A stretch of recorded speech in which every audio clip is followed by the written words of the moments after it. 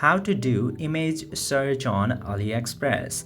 Now, if you want to search a product in Aliexpress by using the image that you have, you need to use the mobile application in order to do that, or you need to download an extension in your browser if you are using a PC.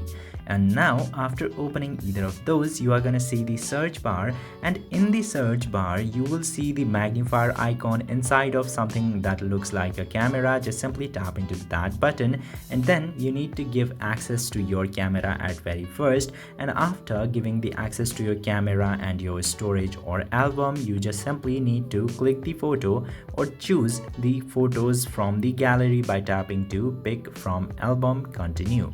And after doing either of these options, you just simply need to submit the photo after clicking it or selecting it from the gallery, and it will search the items that matches on Aliexpress. So this is how you can do image search on Aliexpress. I hope this video was informative. If yes, don't forget to hit that subscribe button.